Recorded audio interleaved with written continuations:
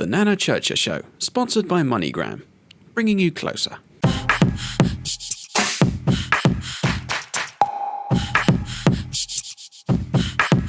Welcome to the NanaChurcherShow. Today, I'm so privileged to be sitting down with a lady who is a mom. She's a teacher and running for councillor in her area. She's in the person of Mrs. Yvonne Lawson. Welcome to the show, Yvonne. Thank you for having me.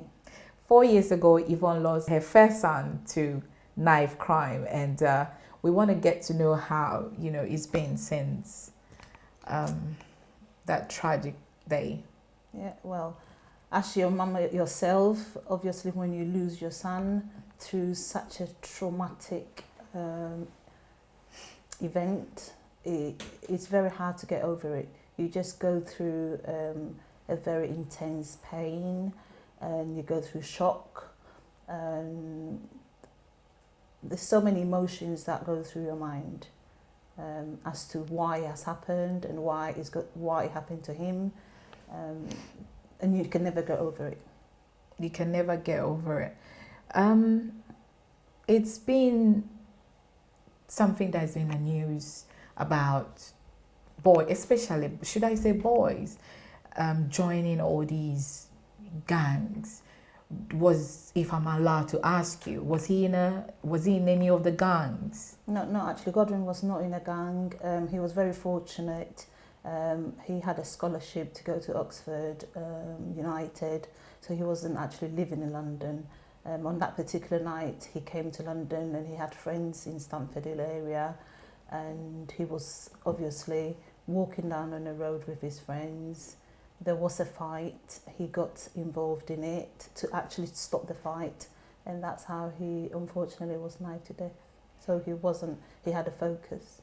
He had a focus. But after that, 4 years after, you founded a foundation. It's Godwin Lawson Foundation. How did you come about that? Yeah, I mean, when it does happen, you go through so many emotions, and there are negative energy and there are positive ones, and you wonder, obviously you want to jump over this hurdle.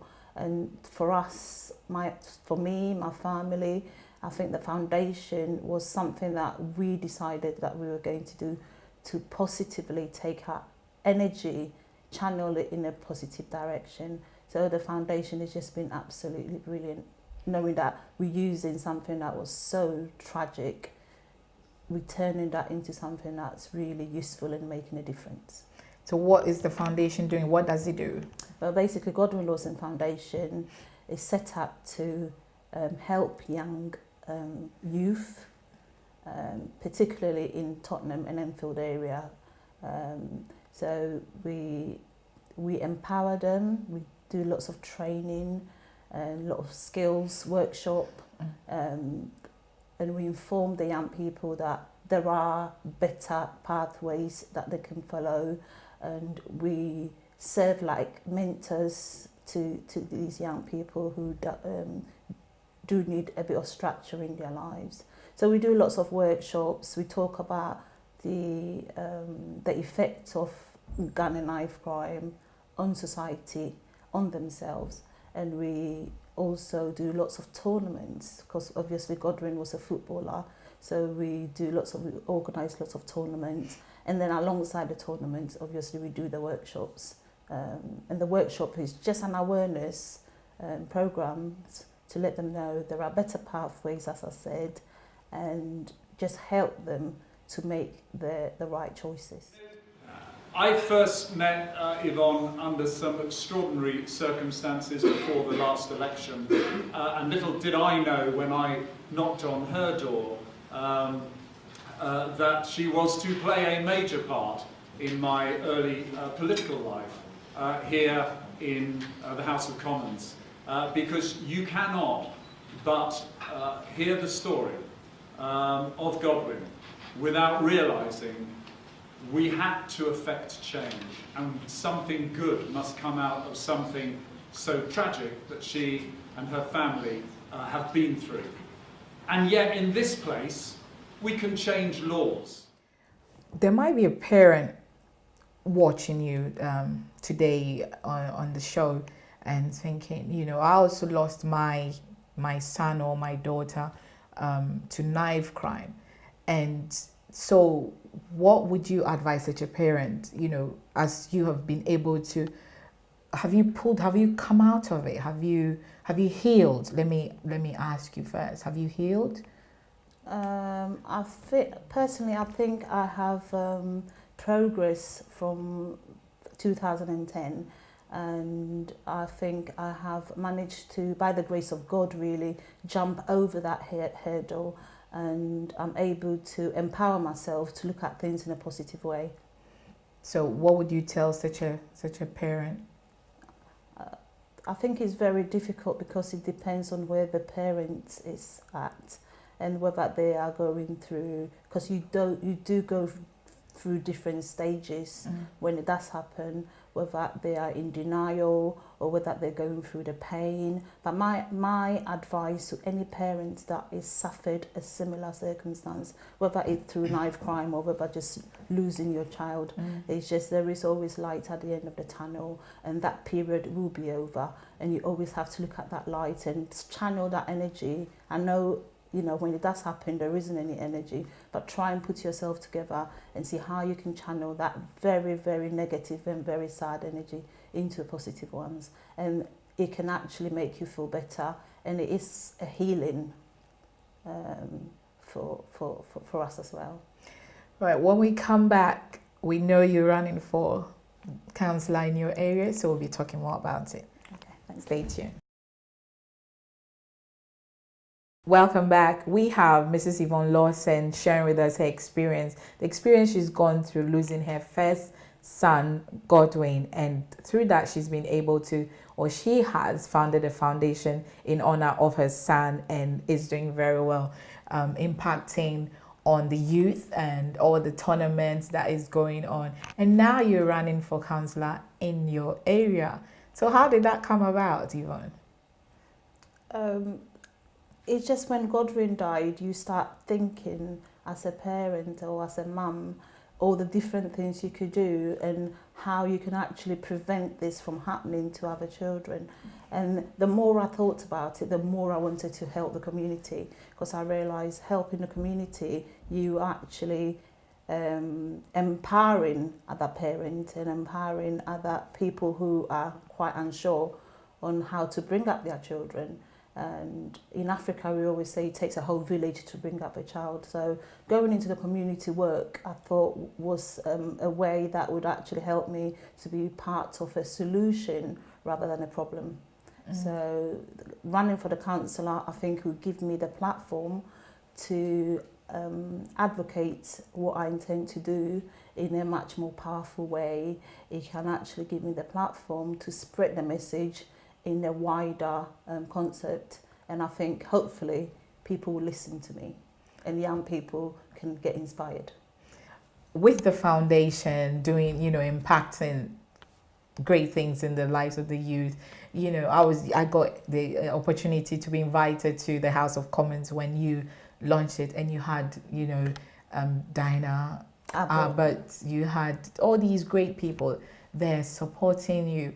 From day one, were they there for you, or it's just because you sort of?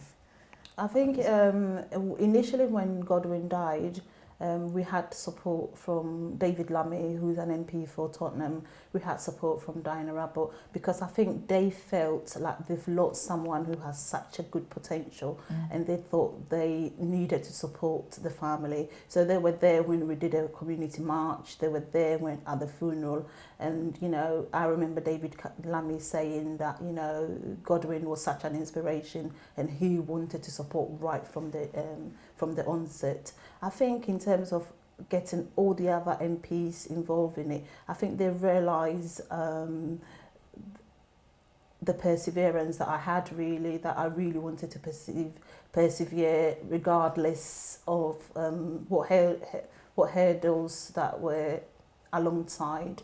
And I suppose I think they saw the aim of the foundation, and I think they had trust that we could actually make a difference. So any young boy or who wants to come on the program? Do you go to schools? How does that work? Yeah, currently we do go to some schools in Enfield. We're hoping to go to all schools, and we do go to some schools in Haringey as well. And again, we want to go to most of the schools in Haringey. And we have got a criteria that we give to the head teachers. So it'll be young boys that are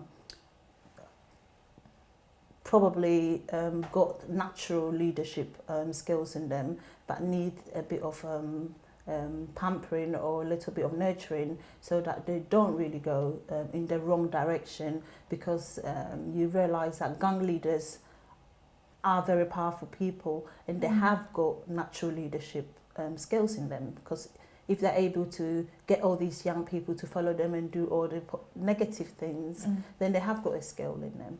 So what the foundation aim to do is channel that skills that young people naturally have in them in a positive way. So we're tackling the young people at a very young age before they go into the wrong direction, to nurture that leadership skills that they've got in them, that you are a leader and we want you to do well. We want you to go in the right direction, because you could be an MP, you can be a leader of your community. So it's all about channeling that innate skill that they've already got in them, and that is happening in schools at the moment. And the schools gives us the children that we could actually mentor. You see a young, handsome, intelligent boy from a good home and then end up on the street. What is happening? I think there are a combination of factors that come together, and I think we just need to look at the whole picture, the whole holistic picture. For example, peer pressure is one that is really, really, what's the right word to use? It's like a magnet, the pressure from their peers, that really draws them to do, it can either draw them to do negative things or positive things. So that peer pressure is one really big factor that influences young people's decisions. So there could be an angel at home and doing all the right things, and their parents might think that they are on the right paths. But when they are outside, when they are with their peers, when they are on their street, they have to leave. Some youth have to lead that to some expectation, and because they want to be part of the group, they sometimes behave in that way. And I think so. Peer pressure is one thing. I think education is another thing. Obviously, some of these young boys, I would say black boys, very intelligent, very smart, and then somehow alongside the path in education, it's either that they've been let down in so many ways. Let down by who? Their parents, school? Again, it's a combination. Are parents in tuned with the education system? Do they know what's going on? Do they know what's happening in the classroom? Again, teachers, it's just a whole combination of factors that we need to start addressing, and it's quite a huge area, really. So as I said, it's education, it's parenting, is peer pressure, is the community. So it's so many different factors that we need to address to make sure that young people are being nurtured or being directed in the right way. So I think it's all about working together. So parents working in collaboration with education, education working in collaboration with parents, education working in collaboration with the community. I think it all correlates together. We need to all work together, because I think that's how communication and information can be transferred quite easily to help the individual children. So when we come to our community, where families, it's something that we really cherish, and now we see a lot of family breaking up because of, pressure, we can say. What then happens to these kids from broken homes? Where could they go to have that education, that love, because one or two that I've spoken to is the love. They don't have the love, So as you're going to stand for councillor, what are some of the things, and we pray you win. Thank you. What are some of the things that you think you can put in place to help our community, especially those youngsters coming from broken homes? I think the youngsters coming from broken homes, they tend to be big problems in terms of not having really male role models in the house. And I think young men, as they're growing up, I mean, mothers, we've got a role to play, but men have got a role to play as well. And I think having both roles coming together helps bring a balanced child.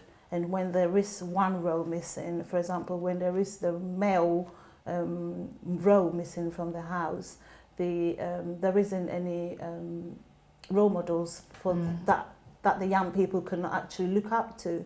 And sometimes they tend to want to get that, replace it with outsiders. And sometimes that's how they feel like they want to join gangs, because they feel wanted there, and that's their second family, because they might feel loved there. Another thing that we need to address in our community is actually good communication with our young people, and just making sure that we're there for them, we're there to listen to them, and we're there to ask them questions about, when you are on the street, what happens? When you are on the bus, what happens? And actually allocating time. I know sometimes it's really busy, and sometimes everybody's tired, but actually allocating time and family time and asking questions and finding out from each other, because sometimes they go through lots of problems. And I remember sort of Godwin talking to me about postcodes and the fact that he can't go to different areas. And as a mum, if I had known what I know now, I would have investigated that a little bit more. What are postcodes? Why can't some young people from different postcodes go to different postcodes? So these are all the things, that information that mothers, fathers, families, community need to kind of empower ourselves with, because the young people do go through a lot, and when they do, they need to be able to share that with somebody that they trust. So I think the love in the house needs to be unconditional, and I think young people need to feel that they can trust people, and when they do tell them their problems or their issues, that they can follow that up to another level, and not just say, that's another burden. I like the fact that you brought up young people feel to be loved, because we live in a generation where everybody's busy. Mom is busy, daddy's busy, and so that family time, people would say, Nana will always talk about family time, because when we were growing up, we had that time, but maybe we've come to the side of the world that one has to work and make ends meet. But as you have just stressed again, it is very important that we sit down with our youngsters and we make time for them, and we listen to them, and we are interested, especially in what they're doing. Because from me being a mum, when I leave the kids and they're doing their thing and I don't even show any interest, that is where they sort of start straying away. Would you agree? Yeah, I absolutely agree with you. I think when we do, the less communication we have, I think the more it gives in gaps for people to fill in. So the less we talk to our children, the more outsiders will influence them with negative things. But if we allocate time and sit with them, and then find out, how's your day been? How's your school been? How are you getting on? And actually, one thing as well that I want to address is the fact that we need to know who our children's friends are. I think that's crucially important, because as a parent, I trusted that all Godwin's friends were friends that were up to the same expectation as him. But not really. Young people tend to have different sort of friends. So I think we need to encourage our children, and we need to educate them as to the kind of caliber of friends that they have to engage themselves with, because sometimes it might not just be your child who's in trouble with somebody, but it might be the friends that he's with. And you know, that's exactly what happened to Godwin. It wasn't him, but it was his friends. So I think we need to be very careful, and we need to be in tune with who our children's friends are. Extremely important. Invite them home. Talk to them. Talk to his friends. Talk to them about what they're doing on the street. Talk to them about where they live.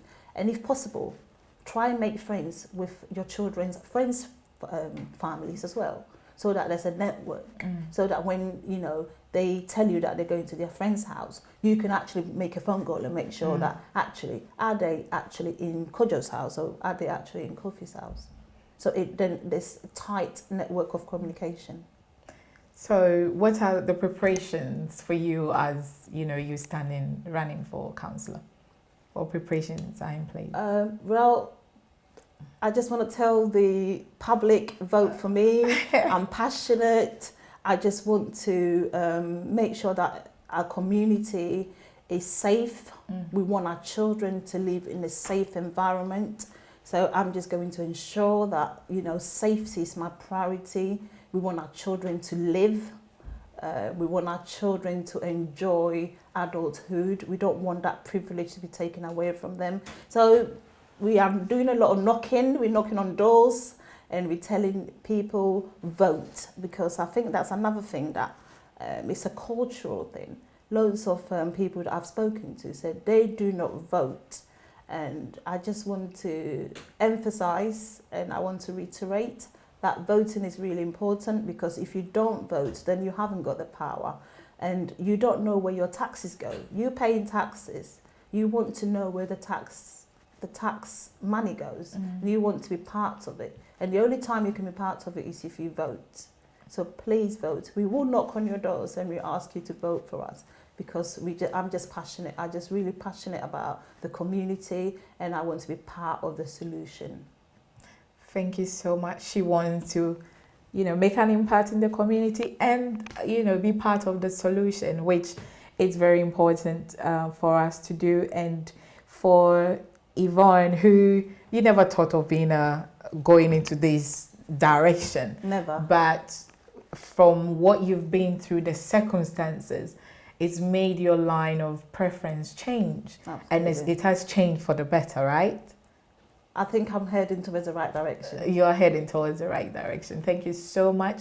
We wish you all the best. We hope you come back again as a counsellor, and then you tell us how, you know, the experience of a counsellor is, and maybe we get to cover coffee in your office as well. Oh, that would be great. I look forward to that. So where can we find more information about the Godwin Lawson Foundation? If you look at www.godwinlawsonfoundation.co.uk, we've got lots of information. If you want to be part of the Peace Ambassadors, please sign up and we will keep in touch with you. Thank you. It's been a pleasure having Mrs. Yvonne Lawson on the TheNanaChurcherShow. Make sure you tune in another day for an exciting episode. For more information, go on TheNanaChurcherShow.com. Thank you.